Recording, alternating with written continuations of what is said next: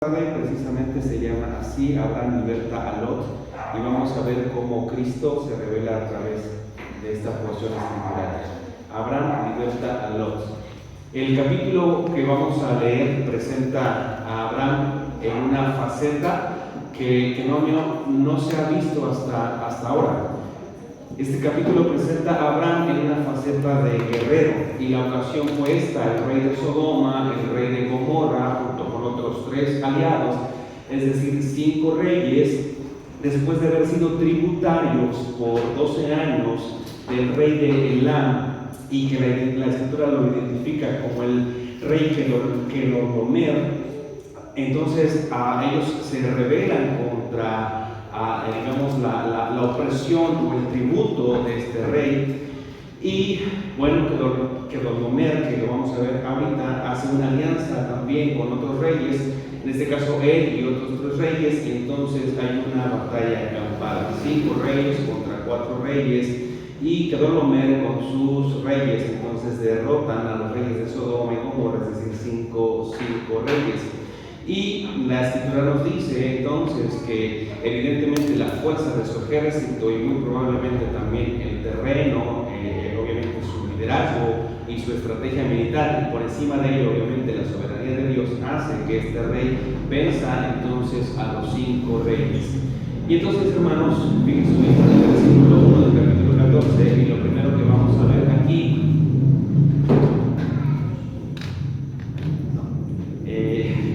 pero es a 18:87, parece. A 87:18, me parece. Ok, perdón. Lo primero que vamos a ver entonces es la rebelión. Después vamos a ver la guerra, y en última instancia vamos a ver cómo Abraham liberta a Lot. Entonces, en primer lugar, vamos a ver la rebelión. Fije su vista, por favor, en el versículo 1 del capítulo 14. Aconteció en los días de Amrafel. Entonces, Moisés nos está situando en la historia, y dice: aconteció en los días de Amrafel, para que tengamos un marco histórico en el cual se desarrolló esta historia. El rey de Sinar, Arioc, rey de Elazar, Kedorlaomer, rey de Elam, y Tidal, rey de Goim, que estos hicieron guerra contra Bera, rey de Sodoma, contra Birsa, rey de Gomorra, y contra Sinar, rey de Adán, contra Semaver, rey de Sobim, y contra el rey de Bela, la cual es Zoar. Y todos se juntaron en el valle de Sidim, y da un lugar geográfico y dice que es el mar salado. Verso 4, 12 años, y nos está mostrando aquí en este cuadro histórico el motivo de la rebelión. Dice que 12 años habían servido a Kedorlaomer, y en el 13º, es decir, que en el año 13, se rebelaron. Y lo primero que nos enseñan las escrituras es que la búsqueda de poder político no es nuevo en la historia. Cada fragmento de la historia de la redención está marcado por guerras, está marcado por el derramamiento de sangre, está marcado por la conquista, está marcado por la espada.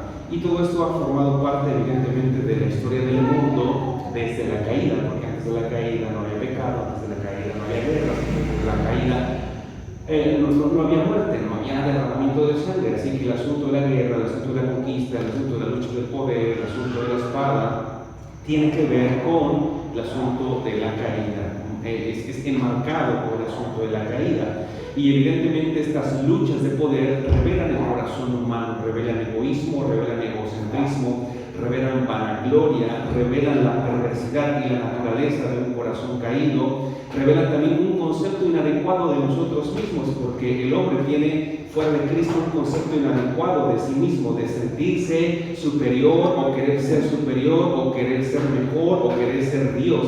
Revelan el asunto de la espada, el asunto de la guerra, el asunto de la conquista o del hambre del poder político, revelan los estragos del pecado. El pecado siempre trae muerte, el pecado siempre trae destrucción. Y este capítulo, que vamos a desglosar solamente los primeros 16 versículos, narra un episodio militar que tuvo lugar, según los historiadores, en el año 2100 a.C. Y es interesante que es la primera guerra que se menciona en las escrituras. Abraham no está directamente directamente, es decir, Abraham no fue el promotor de esta guerra, no estaba implicado directamente en ella, pero debido a que, ahorita lo vamos a ver, en el botín que obtiene el ganador de esta guerra, se llevan posesiones, y dentro de esas posesiones se llevan a personas, y dentro de esas personas se llevan a Lot y su familia. Entonces es ahí donde Abraham interviene. Y la historia comienza entonces en la antigua Mesopotamia. Ya vimos en el año 2100 a.C. y comienza en la antigua Mesopotamia, en lo que actualmente se conoce como Irak. 4 reyes del Oriente unieron sus fuerzas. Aquí vemos una alianza política en una aventura militar que les tomó más o menos recorrer unos 1600 kilómetros con tal de conquistar otros pueblos, conquistar otros reyes, expandir su territorio, expandir su poder, expandir su economía, expandir su dominio. Entonces les tomó más o menos unos 1600 kilómetros de viaje hasta llegar a una región cercana al Mar Muerto o al Mar Salado. Esta batalla resultaría entonces en la captura de Lot. Cuando los 4 reyes del Oriente invadieron la tierra prometida se volvió entonces un campo de batalla. Y interesante esto porque evidentemente hay una batalla de 5 reyes contra 4, y esos 4 reyes le ganan a estos 5 reyes, y nosotros vemos que evidentemente podemos concluir que fue por estrategia y por poderío militar, pero nosotros vemos que detrás de todo esto está la mano poderosa y soberana del Señor. Todo está en control del Señor. Ayer orábamos, ¿no es verdad? Decíamos, Dios, pon un político correcto o lo más cercano a alguien que tema tu nombre o que haga lo correcto en nuestro país vecino. Y evidentemente ya sabemos quién ganó, pero si hubiera ganado su contrincante, como dijimos ayer, Dios sigue sentado en su trono, Dios es soberano. Así que es interesante que en esta batalla Dios estaba preparando a Abraham, porque como ya hemos visto, cuando Dios le dice a Abraham, sale de tu tierra y de tu parentela al lugar que yo te voy a mostrar, obviamente Él lo deja absolutamente todo, va sin saber a dónde ir. Dios obviamente le indica el camino, lo deja todo por el Señor, y nosotros vemos que cuando llega a la tierra prometida o a los límites o los lugares, las regiones en donde se establecería en un futuro su pueblo, nosotros vemos que había impedimentos, que había obstáculos. Y ya hemos hablado de eso. Algunos de los obstáculos es que evidentemente él era anciano, su esposa era anciana y estéril, y no podían tener hijos, y Dios les da esa promesa de que iban a ser una gran multitud. Y nosotros vemos también que había otro impedimento, porque la tierra en donde él llega era una tierra que ya estaba ocupada. Y nosotros vemos aquí entonces que Dios está preparando el terreno para que Abraham pudiera caminar con los ojos de la fe, enfocado en las promesas de Dios, para que Abraham pudiera caminar por fe y no por vista. Así que en la región aledaña al Mar Muerto, los invasores, es decir, 4 reyes, atacaron a una coalición de 5 reyes, y la coalición de 4 reyes derrotó a la coalición de 5. Esto evidentemente trajo un sometimiento, y no solamente el sometimiento va con un asunto de espadas, sino que también con un pago de tributos. Y los pueblos sometidos pagaban tributo año tras año. Y este pago muy probablemente no lo hacían de buena voluntad, no lo hacían de buena gana, sino que lo hacían a regañadientes. Porque es muy probable que el pago era muy elevado, las cargas eran muy elevadas, y además el hecho de ser sometido y pagar tributo, y todavía dar de lo tuyo, todavía dar de tus cosechas, todavía dar de tu economía, todavía dar de lo tuyo, era evidentemente humillante. Por eso las Escrituras nos dicen que los reyes deciden rebelarse. Versículo 4, 12 años habían servido a Kedorlaomer, y en el 13º, en el año 13, se rebelaron. Entonces, lo primero que vemos aquí en el pasaje es la rebelión. Y en segundo lugar, entonces, a partir del versículo 5 vamos a ver la guerra. Ya vimos la rebelión y ahora vamos a ver la guerra. Fíjense su vista en el versículo 5. Y en el año 14 vino Kedorlaomer y los reyes que estaban de su parte, y derrotaron a los refatitas en Astarot Carnaim, a los sustitas en Am, a los emitas en Sabe Kiriataim. Eso es como un trabalenguas. y a los coreos en el monte de Seir, hasta la llanura de Parán, que está junto al desierto, y volvieron y vinieron en Mispat, que es Cades, y devastaron todo el país de los amalecitas, y también el amorreo que habitaba en Hasestatamar. Y salieron el rey de Sodoma, y el rey de Gomorra, y el rey de Ama, y el rey de Zeboim, y el rey de Bela, que es Zoar, ordenaron contra ellos batalla en el valle de Sidim, esto es, contra Kedorlaomer, rey de Elam, Tidal, rey de Goim, Amrafael, rey de Sinar, y Arioc, rey de Eleazar. 4 reyes contra 5, es muy puntual aquí el escritor Moisés.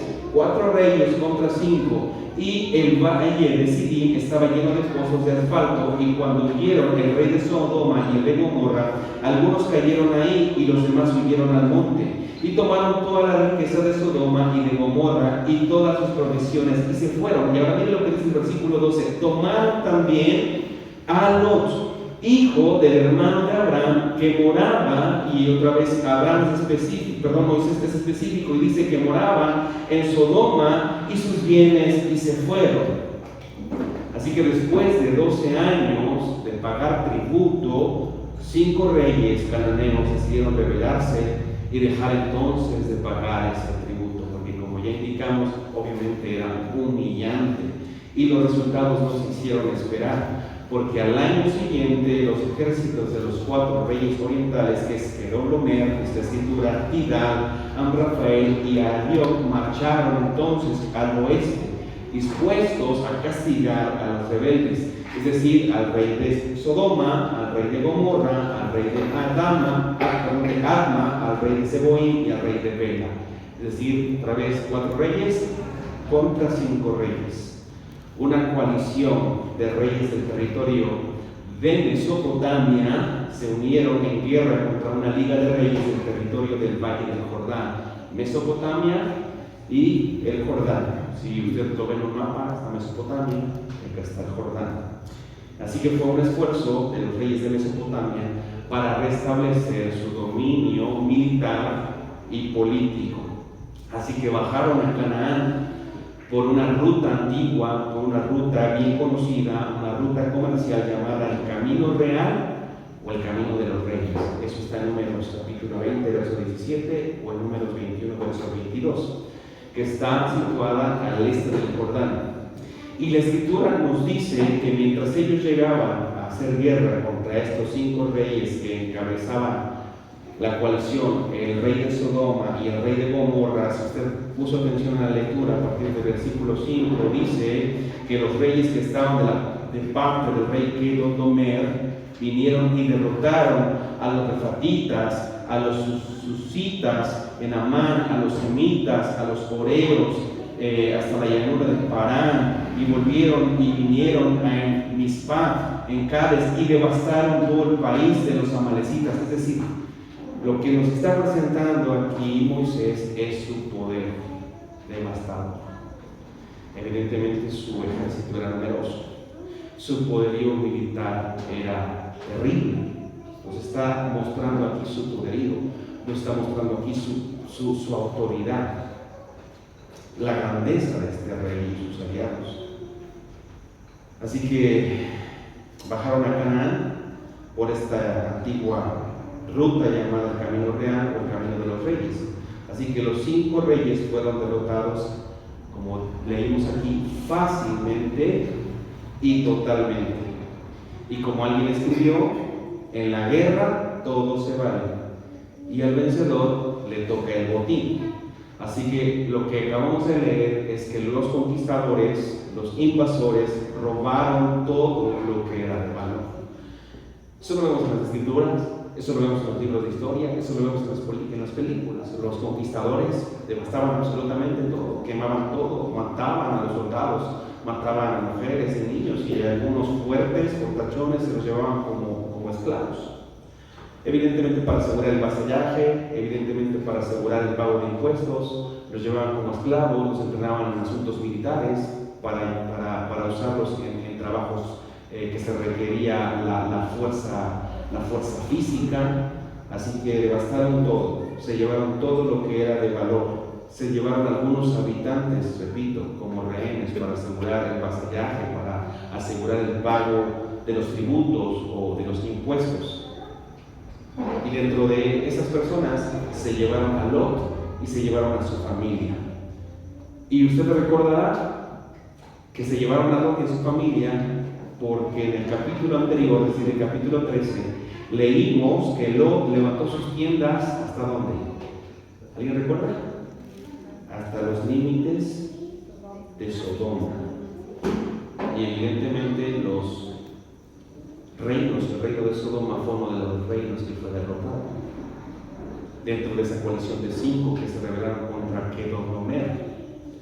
Así que por esa razón, pues Lot también fue parte de ese botín. Solamente eche a volar su imaginación y es muy probable que Lot, cuando fue llevado cautivo, debió de haber recordado la decisión que tomó anteriormente. Recuerdan que Abraham le dijo: Lot, aquí tienes delante de ti la tierra, tú escoge. ¿Recuerdan que le dejó escoger? Y recuerdan que estudiamos que muy probablemente Lot escogió con ojos de avaricia, con sus ojos centrados en lo material, en el mundo. Es muy probable que entonces, cuando él fue llevado cautivo, recordó la decisión que había tomado, porque llegó con mucho y salió sin nada. Así que los prisioneros de guerra en los tiempos antiguos no tenían un futuro prometedor. Ahora, dado esto, hermano, vamos a ver algunas aplicaciones. Aplicación número 1 de esto que acabamos de leer, de estos 2 puntos, de la rebelión y la guerra. Aplicación número 1: no aprendas de la cosmovisión del mundo. Esa es la aplicación 1. No aprendas de la cosmovisión del mundo. No aprendas. No te dejes seducir de la cosmovisión del mundo. No te eclipses de la cosmovisión del mundo. De repente no leemos la palabra, no leemos las escrituras, no profundizamos en ella y tomamos otras cosas. Tomamos otros libros de psicología, libros de filosofía, nos enamoramos con Nietzsche, con Hegel, no se me vienen a la mente ahorita algunos, pero nos enamoramos de eso y hacemos a un lado la palabra del Señor. Así que no te enamores, no te dejes eclipsar por la basura de este mundo, por la cosmovisión del mundo. Pablo etiqueta esa filosofía como hueca. Colosenses 8, ¿recuerdan? Así que no aprendas de la cosmovisión del mundo, no te dejes eclipsar de la cosmovisión del mundo. Ahora, quizás los reyes que acabamos de leer no los identificamos y nosotros podemos decir que a mí que me interesan estos reyes, no sé por qué están ahí. Suenan como trabalenguas, hasta es muy difícil poderlos pronunciar. Pero Amrafel, rey de Sinar, que está descrito ahí en el 14, verso 1, es lo que se conoce después como Babilonia. Y Arioc, rey de Elazar, que está también ahí en 14, verso 1, es Asiria. Babilonia y Asiria. Son dos reinos, dos potencias mundiales. Ahora, el término que se ocupa aquí, y lo que acabamos de leer, es reyes. Pero en el original, este término reyes apunta más específicamente a gobernantes. Así que cuando escuchamos reyes, podemos pensar, o nuestra mente imagina grandes potencias o grandes territorios o grandes extensiones geográficas, pero este término reyes apunta más bien, repito, a gobernantes y eran ciudades pequeñas. Evidentemente tenían un sistema económico, evidentemente tenían gobierno, evidentemente tenían situaciones de avance social, de avance tecnológico. Evidentemente vemos por el testimonio de lo que acabamos de leer, es que tenían un ejército, es decir, era una polis organizada, pero en este caso eran ciudades-estado, no con las dimensiones de los reinos como los vemos hoy. Tenían su propio ejército, tenían su propia economía, eran ciudades propensas, también esto es importante señalar, al paganismo y a la idolatría. Así que podemos ver una polis organizada. Vemos ciudades, vemos gobernantes, vemos comercio, vemos economía, vemos un poderío en cuestiones militares o en cuestiones de un ejército. Y las alianzas eran obviamente, y muchas veces por interés político, por interés económico, por intereses de protección. De hecho, cuando nosotros leemos que Salomón tuvo 1000 mujeres, evidentemente no podemos justificar su pecado, pero muchas de las relaciones que él tuvo con esas mujeres tenían que ver con un interés en términos económicos de ese tipo, en términos comerciales. Así que las alianzas eran por interés, alianzas en sentido económico, de vender tus productos, de transportar tus productos, de comerciar tus productos. Esa era una línea de alianza por cuestiones económicas, y la otra era por protección, por tener seguridad. Obviamente, por estrategia, se aliaban a ciudades-estado, a reinos más grandes, a reinos más poderosos, con un poderío militar más grande y superior, para decir, bueno, ok, yo pago cierto tributo, yo pago cierto impuesto para ti, pero tú me vas a cambio, me vas a proteger. Por eso, cuando se estropean las alianzas entre países, lo primero que se ve afectado que es la economía. Cierran fronteras, cierran pasos. Lo que sucedió con la guerra de Rusia, ¿no? con Ucrania, ¿no? El asunto de, lo vimos de este lado, por ejemplo, el asunto del aumento de precios en el metal, en el fierro, son exportadores de eso, en el asunto del gas. Entonces, cuando se rompen las alianzas, lo primero que se afecta es la economía. Lo vemos también del lado de los partidos políticos. Los partidos políticos tienen ciertas estructuras, ciertos lineamientos, ciertos pensamientos, y a veces es curioso que no se llevan esos pensamientos y cosmovisiones entre sí, pero con tal de ganar una contienda, se unen, ¿no es verdad? Entonces, las alianzas eran por interés. Y las escrituras nos dicen que 12 años habían servido a Kedorlaomer. Esto está en el capítulo 14, versículo 4. Así que Kedorlaomer, que es el que resalta en esta historia, era el gobernante con más poder económico y militar, por eso garantizaba seguridad. Para recibir entonces protección pagaban impuestos, pagaban tributos.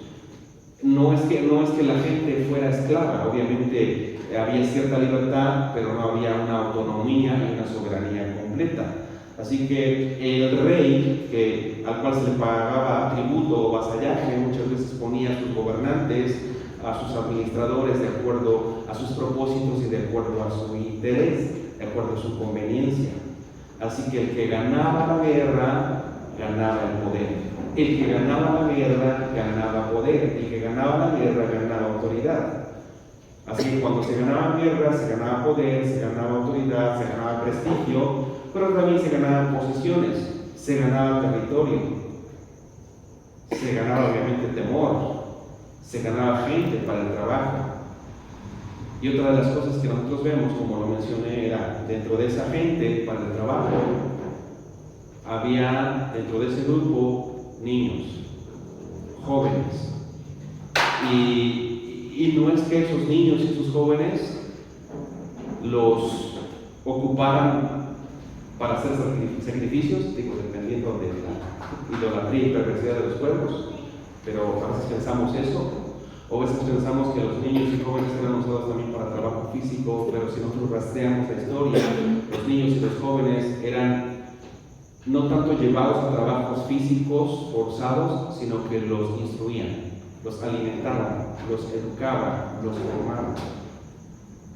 Para una vez educados, alimentados, formados, entrenados militarmente, les impregnaban la filosofía, la cosmovisión, la oración, incluso la cultura, para que una vez impregnada y conquistada su mente y fortalecido obviamente su cuerpo, estos jóvenes que se convertían ya en personas maduras, juraban entonces lealtad a ese rey.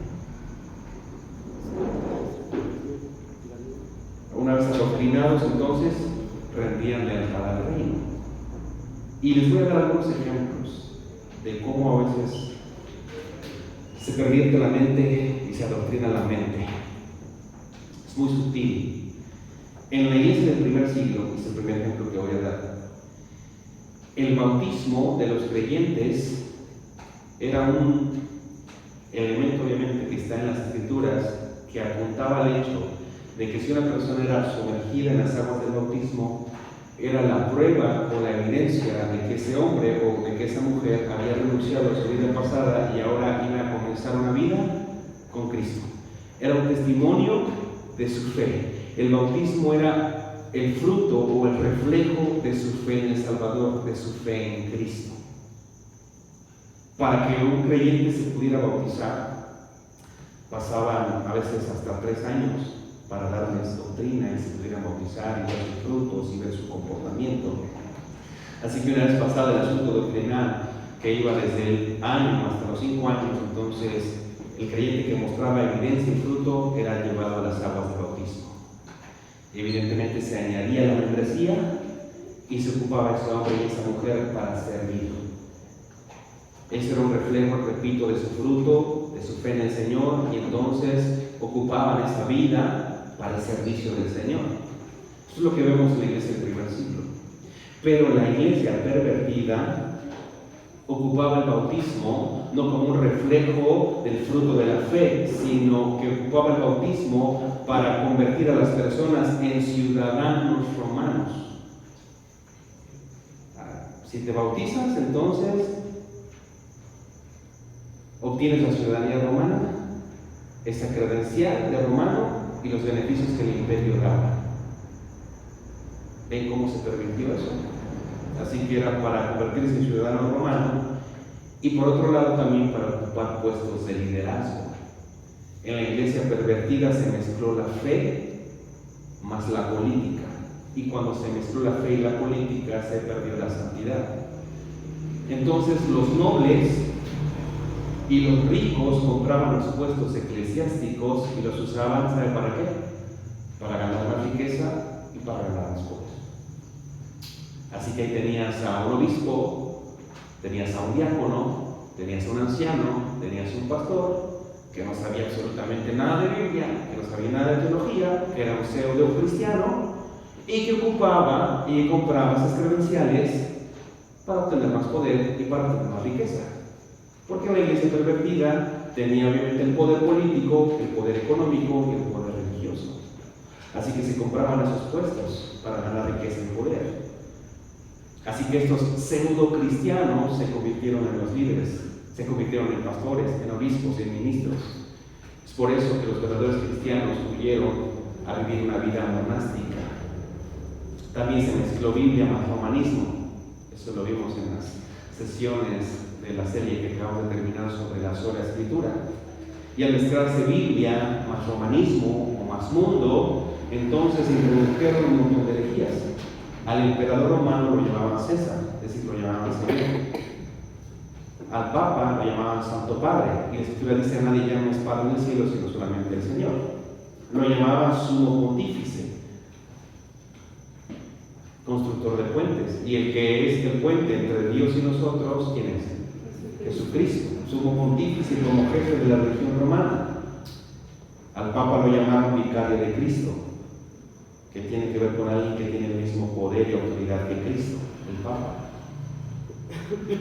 Así que los niños, como San, como Keilita, como Abi, que nacían con esta ya cosmovisión pervertida, totalmente cambiada de lo que era el cristianismo bíblico, nacían entonces en esta perversión, en estas herejías, en esta Biblia más romanismo, en esta fe más política, y entonces decían: pues esto es normal, esto es ser cristiano, pues vamos a ser cristianos. Para ser cristiano entonces ya no tengo que dar muestra de mi fe, arrepentirme de mis pecados, pedir arrepentimiento, a dar frutos de fe. Simplemente es bautizarme para obtener una ciudadanía y ciertos privilegios y comprar puestos clericales. Está muy bien, ¿no? Muy light, muy... Entonces no distinguían los niños, los jóvenes, las generaciones que nacían entre el cristianismo del primer siglo y el romanismo. Por eso aceptaban cada clase de doctrinas por todos lados. Es por eso que hoy en día tenemos también a gente que no habla la palabra, que no habla la escritura, que no la estudia, escuchando en lugar de escuchar a pastores, escuchar a psicólogos. tenemos gente aceptando herejías y cosmovisiones del mundo. Les voy a mandar por ahí un videito que les compartí hoy, en donde está una generación de ancianitos y una generación actual. Y les preguntaban, ¿con cuántas personas te has acostado? Y los abuelitos decían, solamente estas manos han tocado a María, Antonieta, no sé qué, o sea, si su esposa. Y del otro lado, otra generación le preguntaban al joven, ¿y tú con cuántas personas has estado? Con 40. Y le preguntaban a una generación joven, ¿qué eres? No, pues yo no soy hombre ni mujer. Y una ancianita respondió, pues yo soy Elena, como diciendo, pues yo soy mujer, ¿no? O sea, no sé qué problema tienes en tu cabeza de que no sabes si eres hombre o mujer. Y uno dijo, yo soy género no binario. Y una abuelita le contesta, género inmobiliario. La diferencia de esas cosmovisiones. Así que el cristianismo trastornó el imperio romano. El imperio romano doblegó sus rodillas ante el cristianismo, ante el mensaje de Cristo, porque elevaron a rango de dignidad al no nacido. Porque obligaron a darle manutención a los hijos. Porque en los tiempos del imperio romano, si alguien no quería un hijo, simplemente lo abandonaban a su suerte, en los basureros, para ser devorado o comido por las fieras, por los perros. Si alguien no quería una niña, simplemente lo abandonaba. Los enfermos eran abandonados, los niños eran abandonados. Y cuando vino y rompió el cristianismo, entonces se le dio dignidad a los niños, se le dio dignidad a los enfermos, comenzaron a construirse los orfanatos por influencia del cristianismo. Por eso Roma, con todo su poder, se tuvo que rendir a los pies de la cruz. Pero el enemigo es astuto y es padre de mentira. Y aunque el cristianismo conquistó entonces el imperio, la mezcla del cristianismo más romanismo más mundo, corrompió el evangelio y esclavizó las mentes de las personas. Por eso escuché hace un tiempo una frase que dijo el pastor Otto Sánchez, que cuando la iglesia tuvo mucho poder terrenal, perdió poder espiritual. Pero cuando la iglesia tuvo mucho poder espiritual, el mundo sucumbió ante sus pies. Y alguien escribió que cuando existe una influencia espiritual se ve avance, educación, igualdad, dignidad. Pero cuando se descuida el terreno espiritual, aparecen los abusos, aparece la Inquisición, las cruzadas, etc. Así que, hermanos, cuidemos nuestra mente de la cosmovisión del mundo. Y el segundo ejemplo es que si usted fija su vista en el capítulo 13, versículo 12 de Génesis, dice que Abraham acampó en tierra de Canaán, en tanto que Lot habitó en las ciudades de la llanura, y luego dice, y fue poniendo sus tiendas hasta Sodoma, mas los hombres de Sodoma eran malos y pecadores contra Jehová. Y note la descripción, eran malos y pecadores contra Jehová en gran manera. Ahora, vaya conmigo a Romanos, creo que se los he dicho ya en alguna ocasión, Romanos capítulo 1, rápido.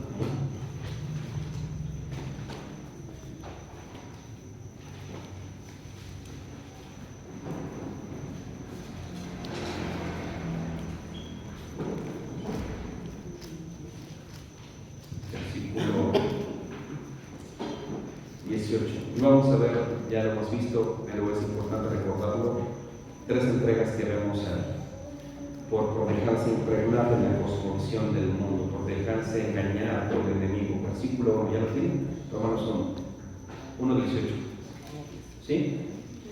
Ok, Romanos capítulo 1, verso 18 hasta 24 dice, porque la ira de Dios se revela desde el cielo contra toda impiedad e injusticia de los hombres que detienen con injusticia la verdad, porque lo que de Dios se conoce les es manifiesto, pues Dios se los manifestó, porque las cosas invisibles de Él, ¿cuáles son? Su eterno poder y divinidad se hacen claramente visibles desde la creación del mundo, siendo entendidas por medio de las cosas hechas, de modo que no tienen excusa, pues habiendo conocido a Dios, no le glorificaron como a Dios ni le dieron gracias, sino que se envanecieron en sus razonamientos y su necio corazón fue entenebrecido. Profesando ser sabios, se hicieron necios.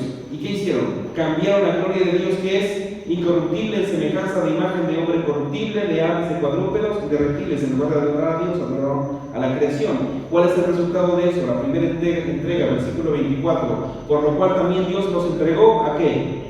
a la inmundicia en las concupiscencias de sus corazones, de modo que deshonraron entre sí sus propios cuerpos. Y esta es la primera entrega, y este es el primer nivel, y esta es la primera generación. Lo que Pablo describe en el versículo 24 son pecados de tipo sexual: fornicación, adulterio. Entonces dice que los entregó a sus concupiscencias, a las concupiscencias de sus corazones, de modo que deshonraron entre sí sus propios cuerpos: fornicación, adulterio. Ahora vamos a ver la segunda entrega y el segundo nivel, versículos 25 al versículo 27. ¿Qué hicieron? Cambiaron la verdad de Dios por la mentira. Lo primero que hicieron está en el versículo 23: cambiaron la gloria de Dios incorruptible en semejanza de imagen de hombre corruptible, de aves, de cuadrúpedos y de reptiles. Y en el versículo 25 dice que cambiaron la verdad de Dios por la mentira. En el verso 23 es la gloria de Dios, y en el verso 25 dice la verdad de Dios por la mentira. ¿Y qué hicieron? Honrando y dando culto a las criaturas antes que al Creador, el cual es bendito por los siglos de los siglos. Amén. ¿Cuál es el resultado de esto? Verso 26.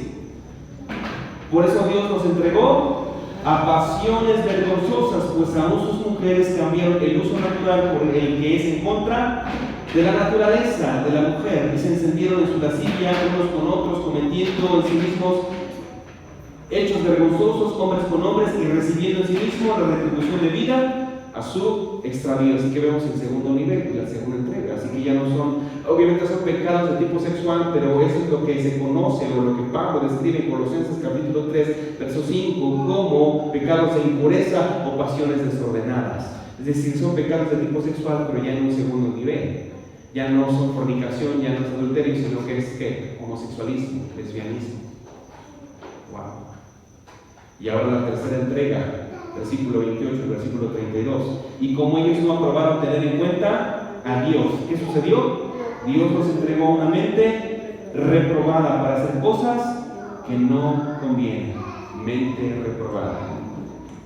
Y esa mente reprobada, como ya les expliqué, es una mente que dice: pues yo me siento gato, yo me siento perro, yo me siento un pájaro. Un hombre de 50 años, yo me siento un niño de 5. O sea, se imagina que entrara un hombre de 50, 60 años que dijera: yo me siento niño, y que se sentara allá con Keilito y pasaba: quiero jugar con ellos. ¿Usted qué diría? Sí, siéntate, sin problema, jugar con ellos.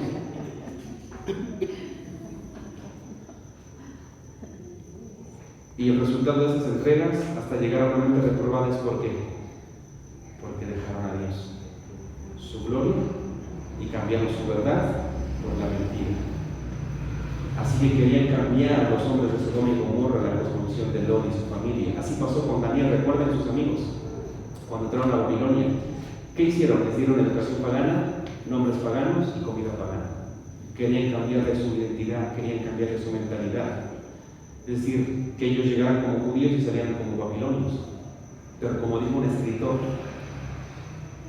Babilonia tenía esa estrategia: utilizo a los jóvenes, utilizo a los nobles, porque utilizaron, no es verdad, a Daniel y sus amigos nobles, sin tacha alguna, sin falla alguna, y los educaron y les dieron alimento, y les pusieron nombres paganos para cambiar su mentalidad y su cosmovisión. Esta era la estrategia de Babilonia y de muchos poderes políticos. Pero como dijo un escritor, Babilonia se topó con una cultura, con hombres que no doblaron sus rodillas ante esa cosmovisión, y no lo hizo con ancianos, no lo hizo con líderes religiosos, sino lo hizo con jóvenes, con Daniel y sus amigos. Así que jóvenes que están aquí, vivan para la gloria del Señor y no se dejen influenciar y dominar y eclipsar por las cosmovisiones del mundo. No pudieron doblegar sus corazones, esas convicciones. Pusieron a Dios en el centro. Así que, mis amados hermanos y jóvenes que están aquí, no permitamos sucumbir ante esas mentiras. Por eso debemos de mantener nuestra mirada hacia arriba, mirando a Cristo, al autor y consumador de la fe, al blanco perfecto, y mirando hacia abajo en humillación a la cruz, y mirando hacia abajo, concentrándonos en las Escrituras y llenando nuestra mente y nuestro corazón y la mente de nuestra familia y la mente de nuestros hijos de la bendita palabra del Señor. La segunda aplicación, hermanos, nos debe abrumar la maldad y la iniquidad en la que nosotros vivimos. Segunda aplicación: debe de abrumar la maldad y la iniquidad en la que vivimos. Miren lo que dice 2 de Pedro 2, 7 y 8 en la Nueva Biblia de las Américas. 2 de Pedro 2, 7 y 8. Además rescató al justo Lot, abrumado por la conducta sexual de hombres libertinos, porque ese justo, hablando de Lot, por lo que veía y oía mientras vivía entre ellos diariamente, sentía su alma justa atormentada por las iniquidades de ellos. Como lo dije en una predicación anterior, aquí Pedro lo llama el justo Lot. Y así como Abraham no siempre fue Abraham, el padre de la fe, Lot no siempre fue el justo Lot. Su vida tuvo que ser probada, pulida, porque tomó malas decisiones, puso sus tiendas ahí. Y él estaba a punto de sucumbir ante esa cosmovisión, ante esa ideología, ante esa idolatría, ante esa perversidad. Pero Dios estaba ahí. Y la Escritura, a través del testimonio de Pedro, lo llama el justo Lot. Pregunta, hermanos. Tu vecino, tu hijo,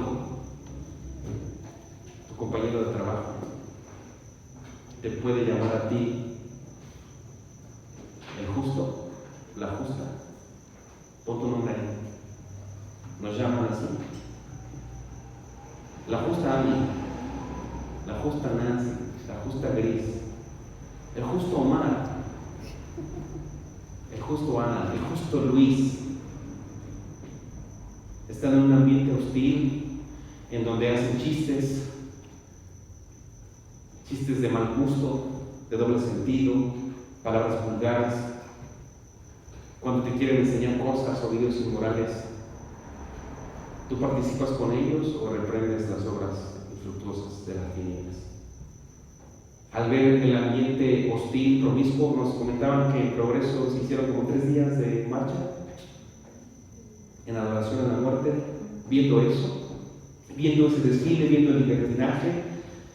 Estuvimos en Monterrey y mi esposa me decía, yo no sé si estamos viejitos, que eso puede ser, ya estamos grandes, estamos viejitos, pero llegamos a las conferencias como a las 10, 11 de la noche, en lo que salíamos del auditorio, agarramos el taxi, llegamos, y un montón de chavitos, entre 15, 17 años, a las 11 de la noche. Yo dije, bueno, ¿qué no tienen papás esos chamacos?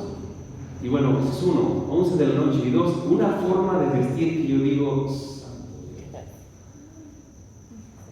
o sea, al ver todo esto, el libertinaje de los jóvenes, no sientes nada.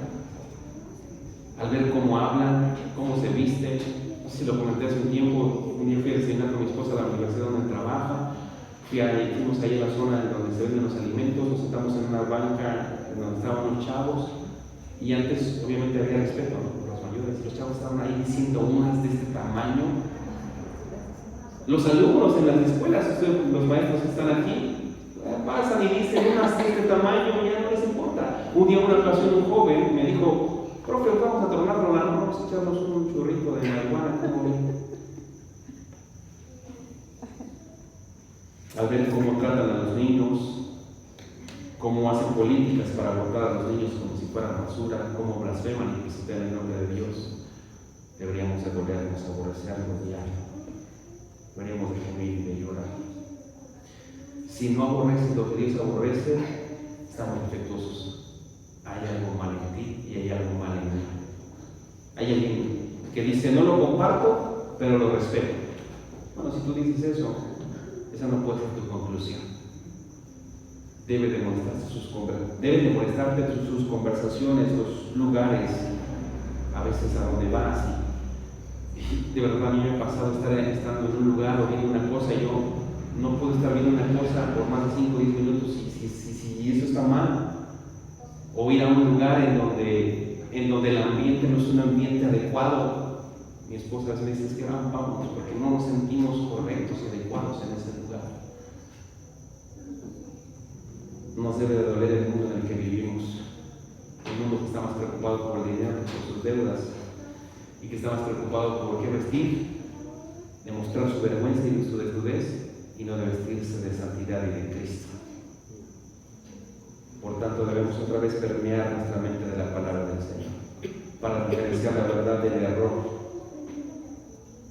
Porque si nos alimentamos de otras cosas y no de la palabra, entonces esas cosas nos van a alejar de la comunión con Dios. Y va a suceder entonces que vamos a entrar como cristianos y vamos a ir como paganos, o como romanos, o como babilonios, o como asirios. Cuida tus conversaciones, cuida lo que ves, a dónde vas, tus reuniones, cuida tus influencias, ahorita lo vamos a ver, cuida tus relaciones, cuida lo que escuchas, cuida tu comunión con Dios, la manera en la que podemos nosotros alimentar nuestra comunión con Dios es estando en este precioso libro, saturando y permeando nuestra mente y nuestro corazón de la palabra del Señor, para que hablemos la palabra de Dios, para que prediquemos la palabra de Dios, para que encarnemos la palabra de Dios. Lo he dicho en algunas otras ocasiones, por WhatsApp dice, para que tú seas una Biblia andando, te pongas pies y manos a la palabra, hables la palabra, de tus labios solamente brote la palabra de Dios. Leíamos hace 8 o 15 días, Salmo 19, sean gratos los dichos de mi boca, Salmo 18, 14, sean gratos los dichos de mi boca y la meditación de mi corazón delante de Dios, Jehová, roca mía y redentor mío. Y el salmista menciona sus dichos, es decir, menciona sus palabras y lo dice, y la meditación, menciona sus pensamientos y sus palabras. Así que donde el primer lugar donde se nota nuestro alejamiento de la comunión con Dios es en nuestros pensamientos, después en nuestras palabras y finalmente en nuestros actos. En nuestros pensamientos, después en nuestras palabras y finalmente en nuestros actos. Y el enemigo es tan sutil que si tú dejas entrar a tu mente otras cosas y no te alimentas de la palabra del Señor, vas a terminar hablando y viviendo y pensando como el mundo. Así que el salmista ora para que todo lo que medite y piense esté permeado por la palabra de Dios. Por eso Josué capítulo 1, versículo 8 dice, nunca se aparte este libro de la ley de tu boca. Por eso Pablo dice en Filipenses capítulo 4, verso 8, todo lo puro, todo lo justo, todo lo honesto, todo lo que es de buen nombre, en esto pensar. Y la tercera aplicación, hermano, es cuida con quién haces alianza. Cuida con quién haces alianzas. Lot hizo alianza con estos pueblos. Obviamente no pecó, pero le salió cara la alianza. Y un ejemplo práctico de las escrituras es no te unas en yugo desigual, 2 Corintios 6:14. Hay muchas implicaciones en ese solo versículo, porque no habla primariamente del asunto de la unión matrimonial, habla en otro sentido, en el sentido de no te unas en yugo desigual en el sentido de que no practiques, no adores, no tengas la misma ideología que los paganos, pero aplica obviamente también estos asuntos en el matrimonio. No te unas en yugo desigual, no hagas alianza en un yugo desigual. Y los jóvenes, la clásica frase es, pues yo lo voy a convertir o yo lo voy a convertir. Bueno, hasta donde yo sé que conviertes el Señor a través de su Espíritu Santo. Así que una alianza así siempre trae consecuencias. Casarte con alguien que no teme a Cristo trae consecuencias.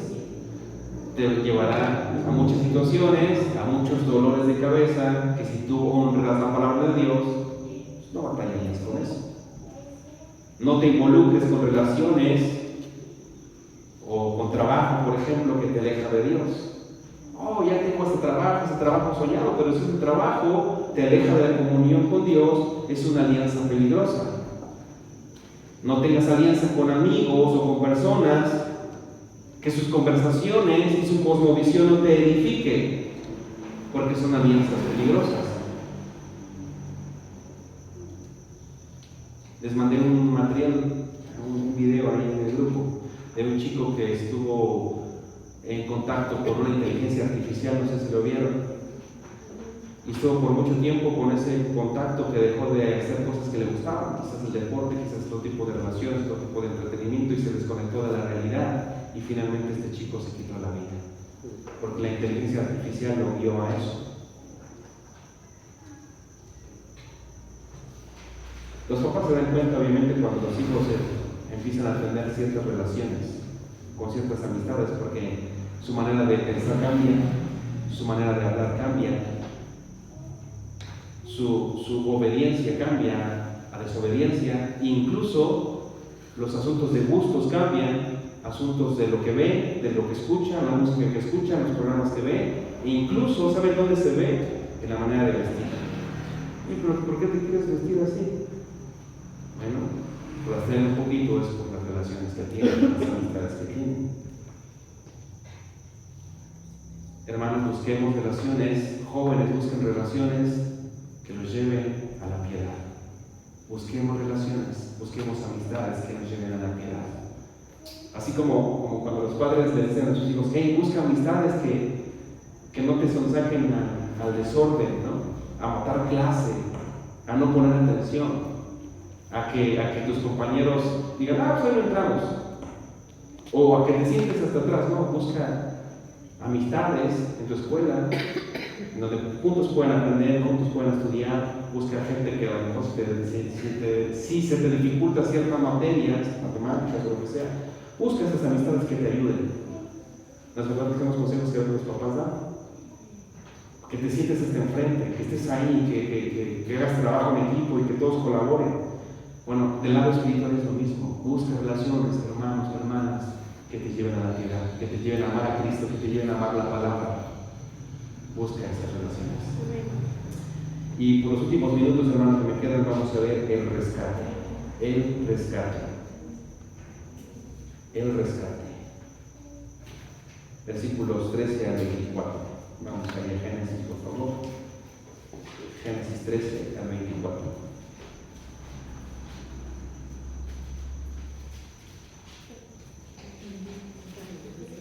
Génesis 14, del 13 al 24. Dice, oyó Abraham que su pariente estaba prisionero y armó a sus criados, los nacidos en su casa, 318, y los guió hasta Dan, y cayó sobre ellos de noche, él y sus siervos, y los atacó y les fue siguiendo hasta Oba, al norte de Damasco, y recobró todos los bienes, y también a Lot, su pariente, y sus bienes, y a las mujeres, y a la demás gente. Y cuando volvía de la derrota de Kedorlaomer y de los reyes que con él estaban, salió el rey de Sodoma a recibirle en el valle de Sabe, que es el valle del rey. Hasta ahí vamos a dejar, lo vamos a ver en la siguiente sesión. Así que cuando Abraham se enteró de que su sobrino Lot había sido llevado cautivo, lo dijo, bueno, como decimos como buen mexicano, pues hay que cerrarse con sus pulgas, ¿no? Él se lo buscó, pues él se lo ganó, pues a ver que salga, ¿no? Con sus propios medios.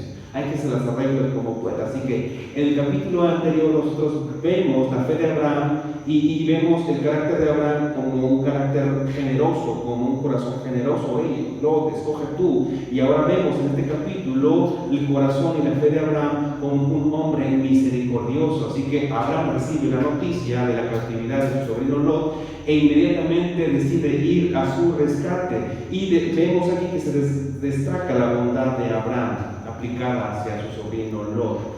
Y varios datos resaltan aquí en lo que acabamos de leer. Lo primero que nosotros vemos aquí es que Abraham es identificado étnicamente como alguien. Lea por favor el versículo 13. Y vino uno de los que escaparon y lo anunció ¿a quién? A Abraham. ¿Abraham qué? Abraham el hebreo. Esto implica que Abraham había ganado una identidad sociopolítica en medio de una nación extranjera. Aquí recibe por primera vez el nombre de Abraham el hebreo, que era precisamente una señal para apuntar que él había llegado como un extranjero de más allá del Éufrates, que era extranjero y que era peregrino, es decir, que no era originario de esa región. Pero esta descripción de Abraham el hebreo también apunta al hecho de que a través de Abraham Dios cumpliría su promesa. Esta es una declaración que apunta al progreso de la consolidación del plan redentor de Dios, porque a través de Abraham Dios iba a construir una gran nación, los hebreos. Y el término hebreo deriva del nombre de un patriarca llamado Eber, que era descendiente de Sem, hebreo, de Eber. Y este término entonces apunta a una identidad étnica específica del grupo, los hebreos. En segundo lugar, Abraham estaba también en alianza con un cierto grupo de amorreos, pobladores de ese lugar. Por cuestiones de tiempo no lo voy a leer, pero están identificados en este capítulo 14, en el versículo 24. Esto implica que Abraham habitaba con ellos pacíficamente. Y en tercer lugar, Abraham demuestra una gran habilidad militar y una determinación firme en conseguir su objetivo. Así que lo que vemos aquí es que cuando él se enteró de que habían llevado cautivo a su sobrino, armó entonces un grupo, digamos, de guerreros de 318 hombres. Eso está en el versículo 13. 318. Y es que específico aquí Moisés, porque el hecho de tener este gran número de personas que ocupó para rescatar a su sobrino da testimonio también de su riqueza y de su influencia, porque se llevó a 318, pero quizás se quedó la misma cantidad de cuidar a su familia y sus posesiones. Así que persiguió y derrotó a los invasores, y la Biblia nos dice que el ataque fue en la noche y que lo siguió hasta Dan. Eso está en el versículo 14. Y armó a sus criados, los nacidos de su casa, 318, y lo siguió hasta Dan. Evidentemente Dan no existía en ese momento, pero Moisés está apuntando un territorio futuro, el territorio para Dan, a unos 224 kilómetros de la casa de Abraham, que se encontraba en Hebrón. Y recorrió entonces esta cantidad de kilómetros con el fin de rescatar a Lot. Y recuperó entonces todo el botín humano y material. No solamente de Lot, sino también de los reinos. Por eso el rey de Sodoma quería hacer alianza con él. Eso está en el capítulo 14, versículo 21 al 24. Ahora bien, hermanos, lo que podemos ver aquí es que esta victoria militar presentó delante de los ojos de Abraham una posibilidad, una amenaza en su pensamiento, un sucumbir a su confianza y a su fe, de pensar de que él podía, con sus propios medios, con sus propios méritos, con su propia fuerza, con su propia capacidad, con su propia sagacidad, de tomar por fuerza, por espada, la tierra prometida. Porque él había ganado una batalla. Así que estaba en esa tentación. Pero las Escrituras nos dicen que él fijó su mirada en la promesa por fe y no por vista. Esperó en la promesa del Señor. Había aprendido la lección. Esperó en el Señor. Así que un escritor dijo que la fe no es tomar por asalto las promesas de Dios, sino esperar a recibirlas de su mano bondadosa. Esperar en el Señor. Así que vemos a Abraham nuevamente caminando por fe y no por vista. A Abraham se le atribuye la victoria según el capítulo 14, versículo 17. Y cuando volvía de la derrota de Kedorlaomer y de los reyes que con él estaba, salió el rey de Sodoma a recibirle al valle de Sabe, que es el valle del rey. Como diciendo, wow, eres un buenazo, ¿cómo le hiciste? Pero Melquisedec le atribuye la victoria a Dios, capítulo 14, versículo 20. Bendito sea Dios Altísimo, que entregó tus enemigos en tu mano y le dio a Abraham los diezmos de todo. Dios estaba orando a través de Abraham para que él pudiera caminar con los ojos de la fe. Y en estos 5 minutos que me quedan, hermano, aplicaciones. Primero, Abraham es conocido como Abraham el hebreo. Y así como en la aplicación anterior, la pregunta es, hermanos, ¿tus hijos te conocen como el justo? Tus hijos pueden dar testimonio como mi padre es justo, mi madre es justa. Y en esta aplicación, las personas que están a nuestro alrededor nos pueden ubicar como Luis el cristiano, Omar el cristiano, Abimelech el cristiano. Eso dicen de nosotros. Debemos reflejar a Cristo en donde estemos. Debemos oler a oveja. Debemos de ser sal y luz. Debemos de marcar la diferencia. Debemos de marcar la diferencia que fuimos trasladados del reino de las tinieblas al reino de su amado Hijo. Las personas que nos conocen, a mí ya no me ha pasado, pero antes me pasaba y decían, pero si tú eras así, pues era. Pero si yo te conocía haciendo esto, sí. Las personas que nos conocen como éramos en Cristo deben de diferenciar entre el pagano Luis, entre el impío Luis, entre el inmoral Luis, el cristiano eres.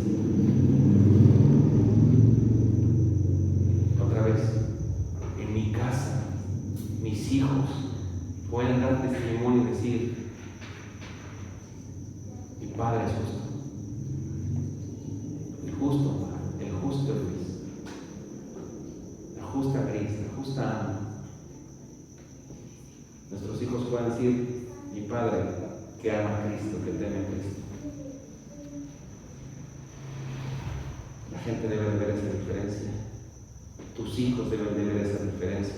Tus vecinos deben de ver esa diferencia. Tu pensamiento, en tus conversaciones, en tu cosmovisión.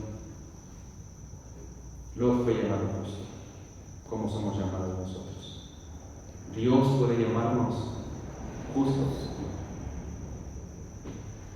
Esa justicia y ese nacer de nuevo, las personas lo ven en nuestras conversaciones, lo ven en nuestras palabras, en nuestros pensamientos, lo ven incluso en nuestra manera de vestir y andar. Preguntémonos eso.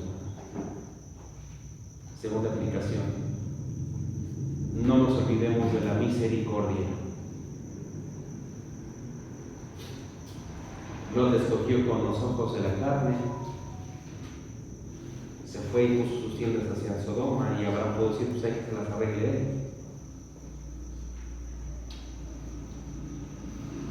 Pues mi hermano y mi hermana quiso revolcarse en el pecado y en el lodo, pues ahí de ahí que salga a ver cómo puede.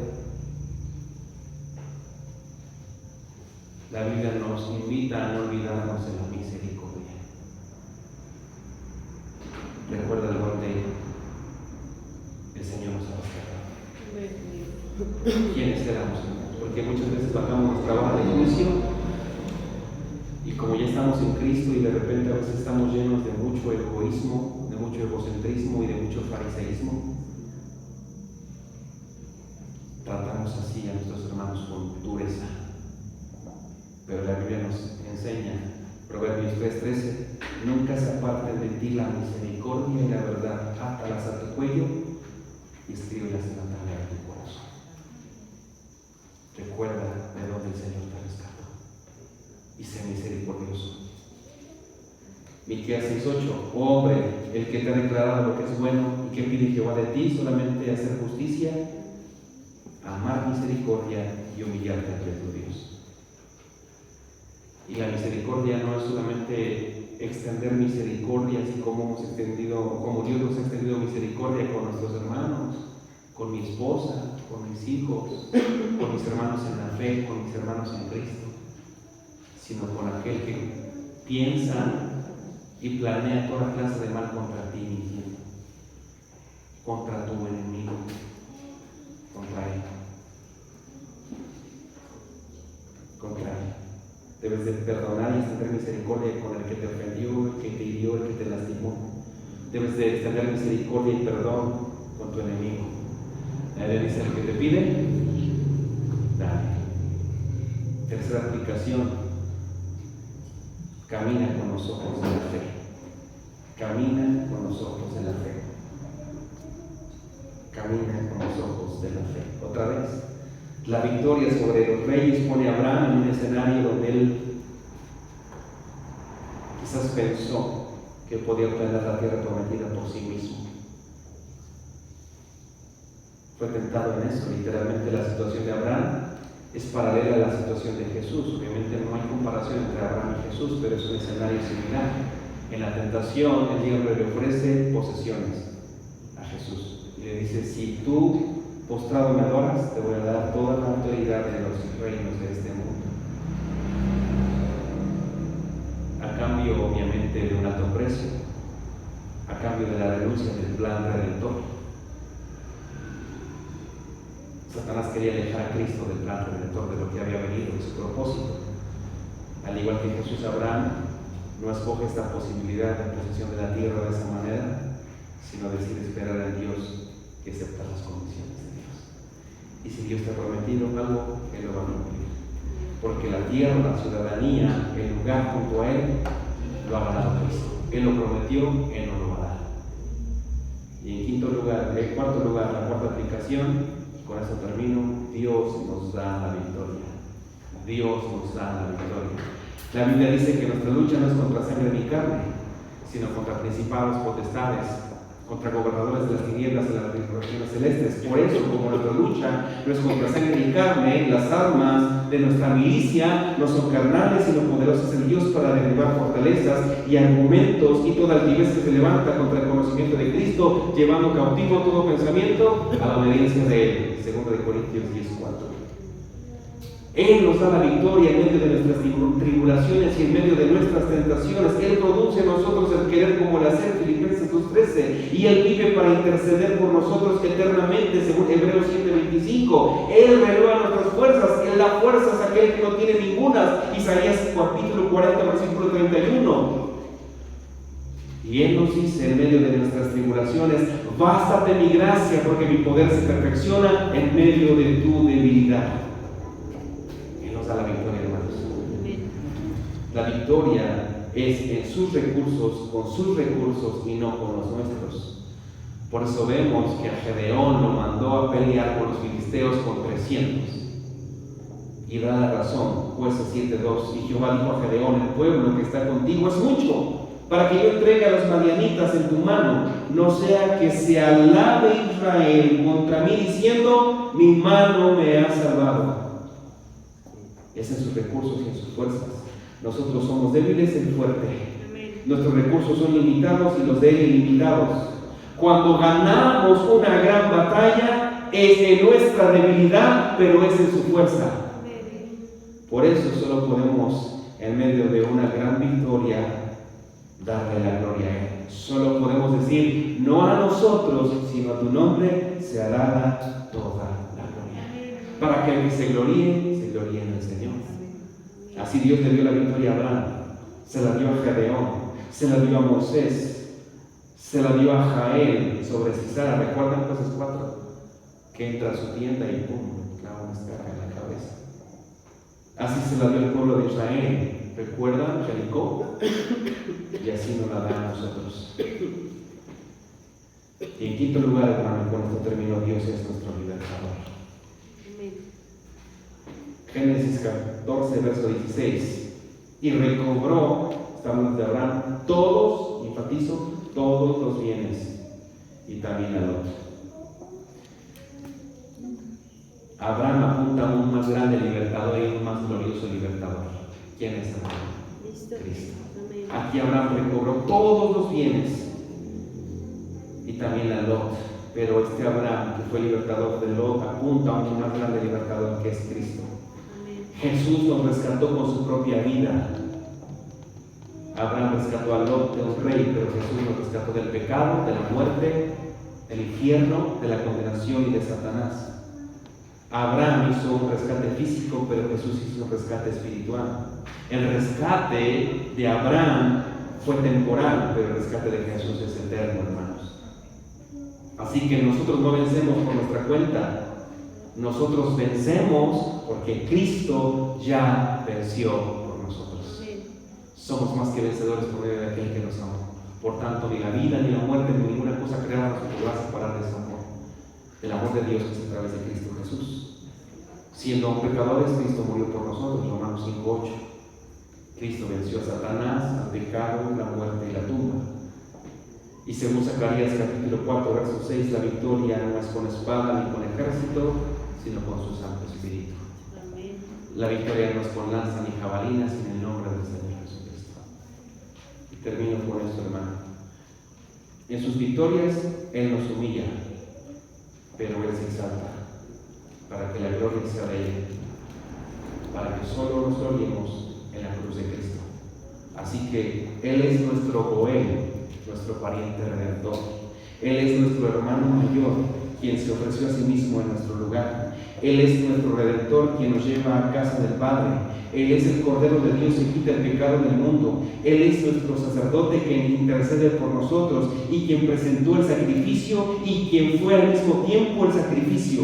Él es el Rey y nosotros somos Mefiboset, el cual nos mandó a llamar para restaurarnos y darnos un lugar en su mesa. Él es el Señor de la cruz. nosotros el ladrón que fue salvado por gracia. Él es el Señor que murió como nuestro sustituto, nosotros somos Barrabás. Éramos culpables y fuimos declarados inocentes. Él es nuestro libertador, quien nos trasladó del reino de las tinieblas al reino del Padre. Él es quien nos dio la vista a mis ojos ciegos, de tal manera que ahora puedo decir, era ciego, mas ahora veo. Él fue quien permitió que mis oídos escucharan su voz. Lázaro, ven fuera, o pon tu nombre ahí. Él me dio vida cuando estaba muerto. Él es el pan de vida que dio vida a los hombres. Él es el manantial que ha saciado mi sed. Él es el que rompió las cadenas de esclavitud del pecado y nos dio libertad y vida nueva. Él es nuestro poderoso libertador. Amén. A su nombre sea para la gloria. Oramos al Señor. Padre, gracias te damos. Tu nombre es glorioso, Señor. Leer Génesis 14, versículo 1 al 16. Al menos para este que ora, Señor, es difícil pronunciar tantos nombres, tan difíciles, Señor, leer, pronunciar, Señor, tantos lugares que para mí son difíciles de pronunciar. Ciertamente, Señor, si lo vuelvo a leer, no daré una lectura plana, Señor, sin detenerme o sin trabarme o sin pronunciar mal. Y están registrados tantos lugares y tantos nombres que a veces esas lecturas tan superficiales nos hacen perder el sentido y el propósito de lo que está revelado ahí. Y eso es lo que aprendimos en estos últimos minutos, Señor. En esta porción está revelado tu nombre, tu gloria, tu persona, mi Cristo, tu grandeza, mi Cristo, tu misericordia, mi Cristo. Así que una vez más te has exaltado en medio de mis limitaciones y en medio de mis debilidades, Señor. Oro para que sea tu Espíritu Santo, Señor, que nos haga entender y aprender, Señor, que sí, Abraham libertó a Lot, pero que nosotros tenemos un más grande y poderoso libertador.